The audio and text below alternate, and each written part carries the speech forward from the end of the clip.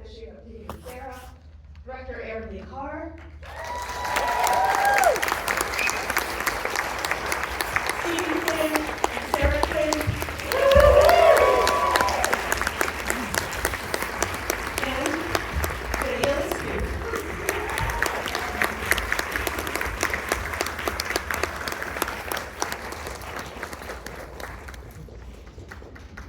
Thank you for joining us. So Aaron, what inspired you to work on this story once you heard of it? I mean, once you have the words Tegan and Sara and Catfishing, I'm pretty much in.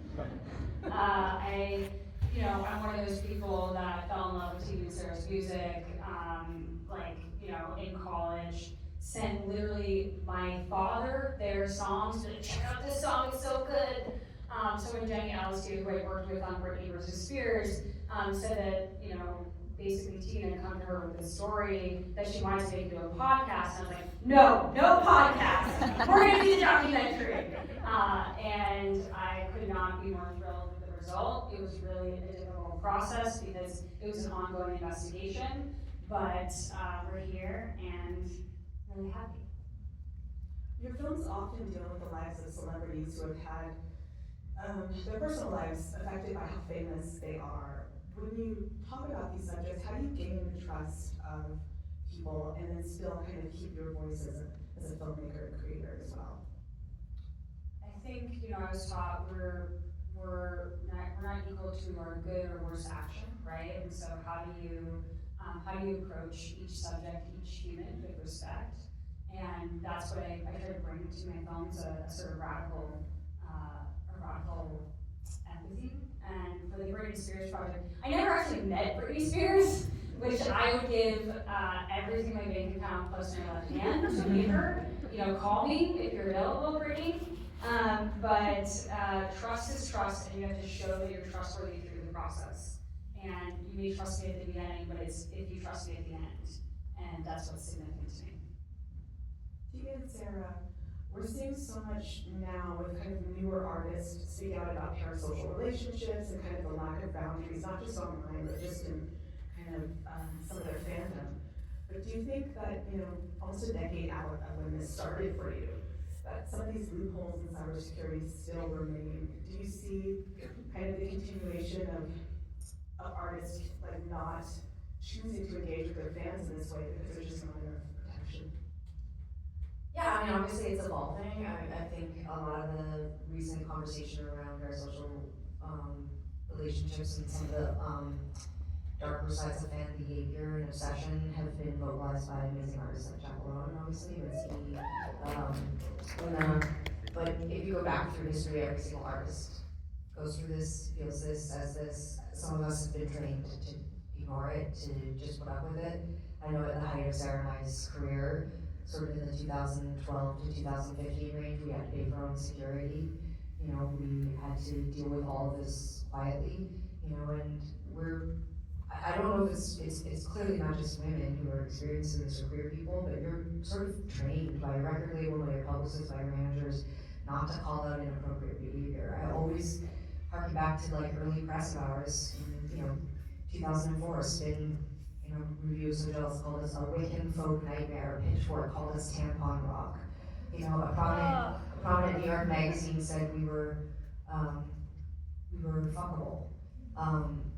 And when we went to our teams and said that we were found that inappropriate, everybody just told us to be library getting reviews. And I think that the generation now, which I mostly think is amazing and awesome, when they're annoyed and pissed off by something, they go on TikTok and they're like, you know what sucks? The fact that you take my music for free. You know what sucks? The fact that you interrupt me and my family at dinner. And my butt tightens, but I immediately think, but I was taught to fear being honest about what it feels like. And so anyway, I think Fanatical touches on that, but I think that it's just part of a wider conversation that is happening right now in the sphere. And I do think artists are going to have to put up with that stuff, even though our queen has said not to do it. But the reality is that when you are at the height of your peak fame and your fans are so hyped, it's hard to have a rational conversation with them about what is appropriate and not. But I think as a society, we can have a bigger conversation, like about the systemic problems in place, about how to protect artists, how to protect ourselves. We all have an addiction to social media and feel like shit when we look at it. You know, we're all bullying each other and saying things we wouldn't to each other's faces. And I think that as a society, we need to think about that and talk about it. It's bigger than the music industry. So.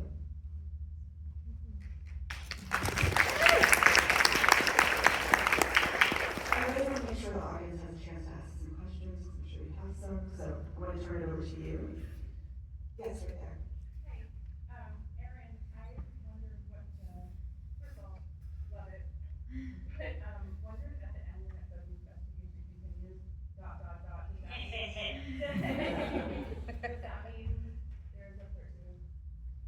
So maybe Jamie as well. So when the documentary says kind of to be continued or it's still ongoing, does that mean that there's a part 2? I love you. Oh, yes, I do. To be determined. That's why I sang that song. I personally would really like to. I think that there is more there.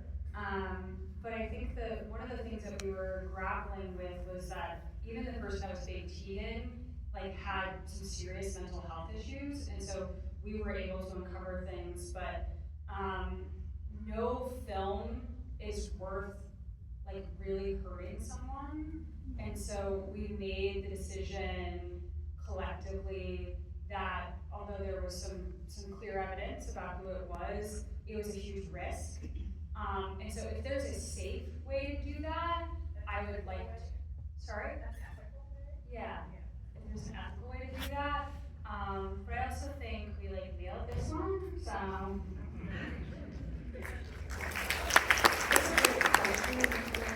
Piggybacking off of that, I'm wondering about JT in the film, and who was obviously somebody that was incredibly hurt by what they went through, and I'm sure that was a kind of difficult series of conversations.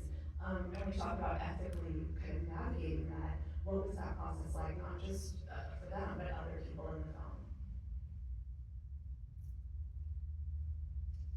I mean, I think we were really lucky to have such an amazing team, you know, with Erin at the lead, the compassion, security, ethics, like, these were all the things that we talked about. I mean, nobody was doing the film with the hope of, like, unmasking someone, vindication, or hurting anyone. I think all the conversations that started with Erin, Alyssa, and Jenny were had from a place of,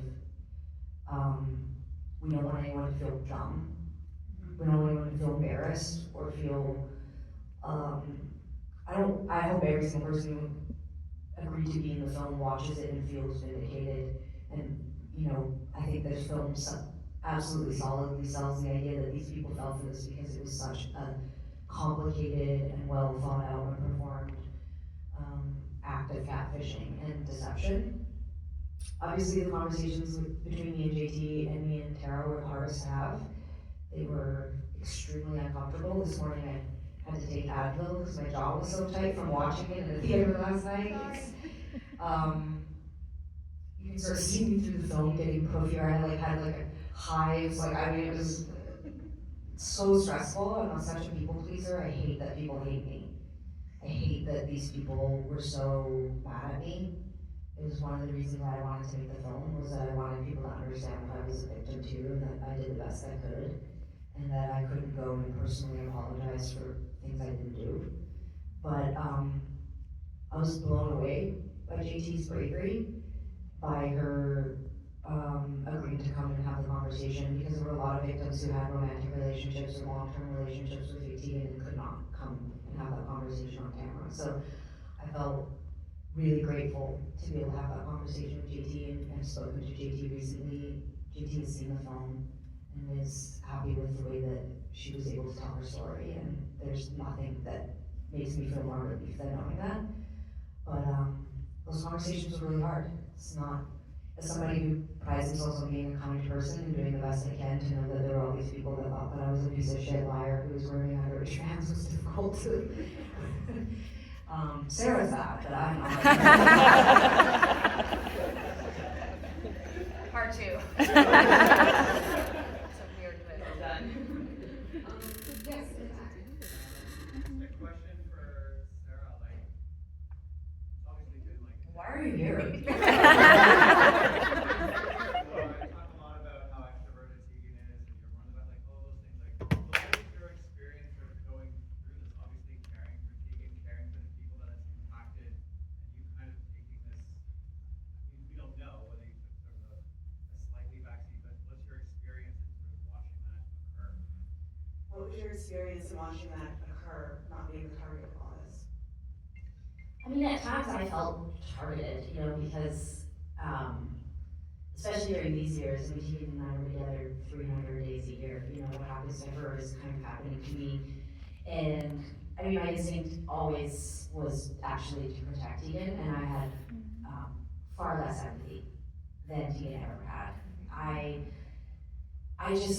It made me feel scared and angry, and I tended to pull away, and it wasn't a sort of like, I'm mad at all the fans, it was more like, I don't know who is doing this, and so it's easier for me to protect myself from everyone, which is my own work, and it's sort of been a process for me, and I feel fine about it. I love making things, and I love being in front of an audience, but I definitely learned from this that there was gonna be ways that I was gonna live my life differently, and I wanted Tegan to follow suit. So it's, you know, it's caused tension between us, because I think Tegan leaned into it. She sort of was like, I'm not gonna let this change me. And I would be like, well, why not?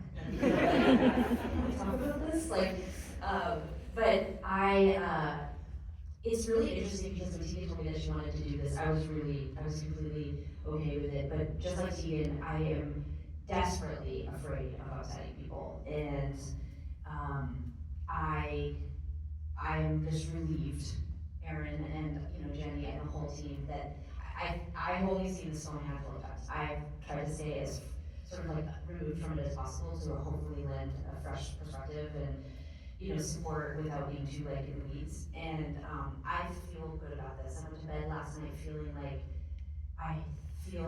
we've done the best that we can do to tell people what was going on and hopefully participate in a larger conversation that's happening.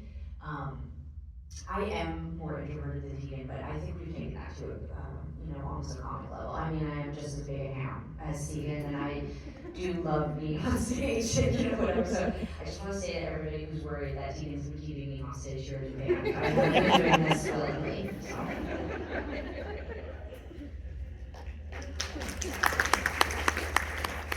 Oh, hi. Hi again. If you find out who Tegan is that something that you would, one, share with people, and two, take kind of legal action if you're able to, if they've like done enough to do that? So if you do find out who Tegan is that something that you would share with everyone or take legal action potentially if you're able to do so? Citizen's Arrest by Erin Lee Klein. We were never interested in pressing charges or coming after fake Tegan. When we originally, back in 2011 and 12, when all of our physical evidence led us to the UK, to Joanne,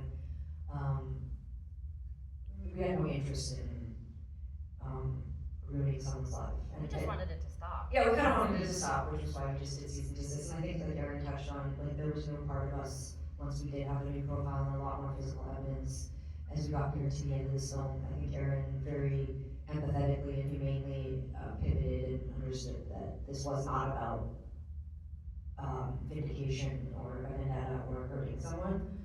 I think I could say that all of us on the stage would like to talk to fake Tegan, and certainly one person on the stage believes I've talked to fake Tegan a number of times, because I've also been catfished. So,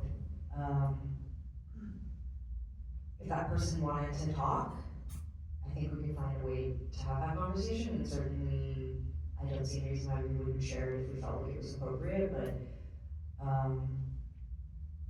I can say for myself personally, I'd like to kind of move on. And having met so many of the victims, it feels like that's what they want to, and I'd like to honor that. But it has been really wild this last couple of weeks since we started posting, like me and Jenny and Erin have a chat, and it's crazy every time we post about it, people are in the comments being like, this happened to me, this happened to me, this happened to me, and I also don't want to silence people from wanting to tell their stories, so. I also just want to give Jenny the chance to speak. She's such an incredible part of this. I really reached out to Jenny last year. You know, question for Jenny. yeah.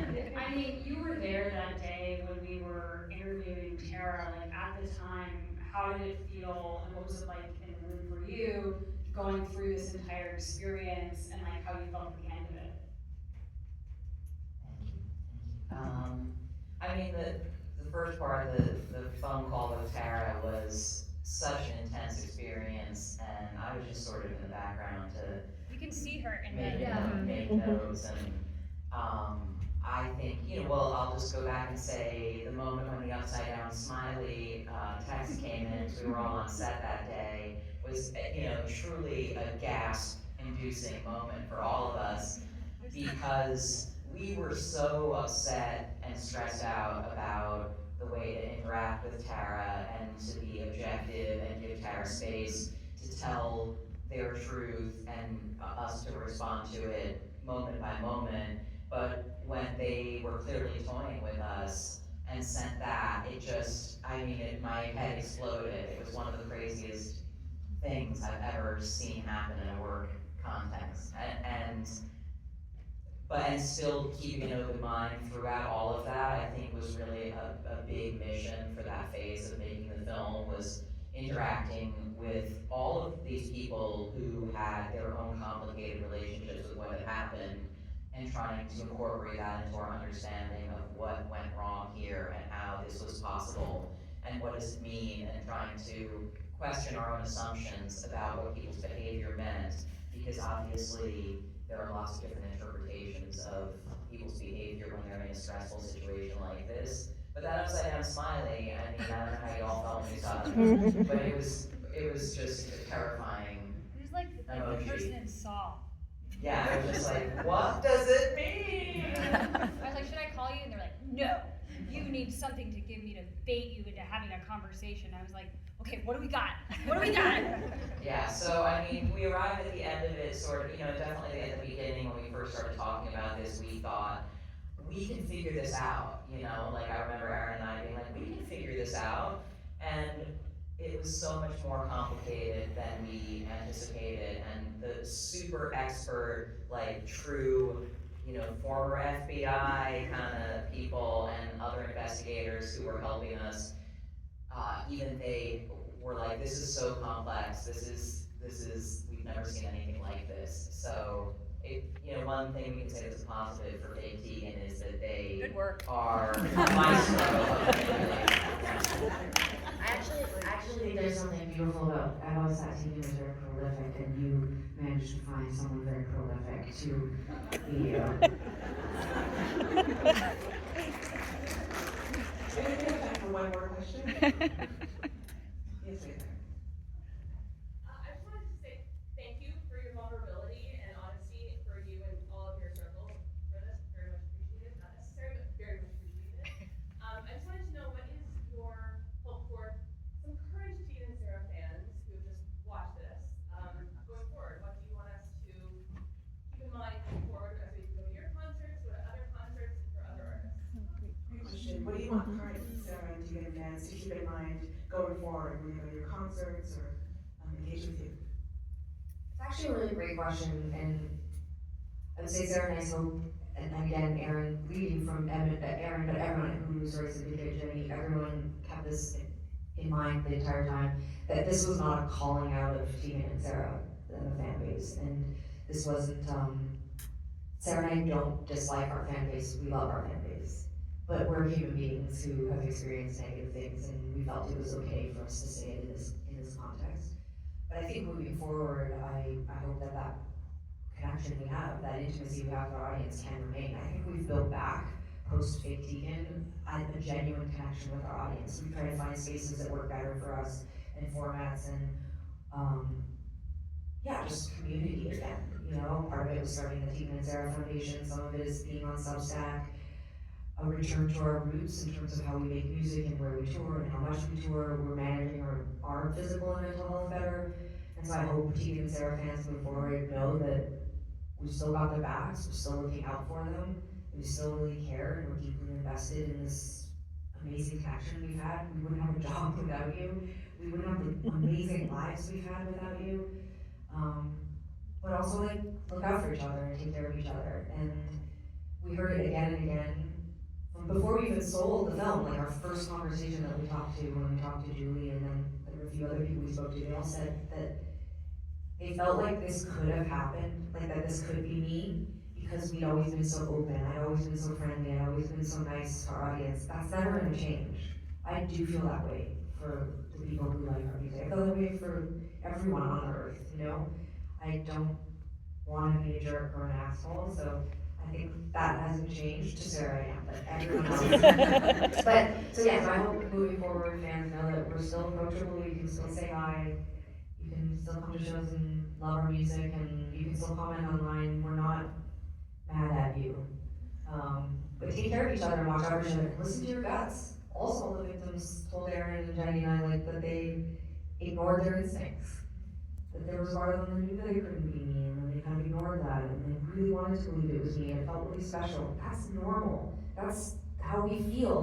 We want that. We go looking for that in music and art. We go looking for that on the internet. But the internet is a scary hellscape, so also be careful, you know. Takeaways of the internet is scary. The internet is scary. Thank you, because that's what my work will be for the next 20 years. Keep using the internet, thank you. Thank you for opening up, and thank you for telling the story in such a respectful and thoughtful manner, and sharing it with Toronto. Thanks for your questions.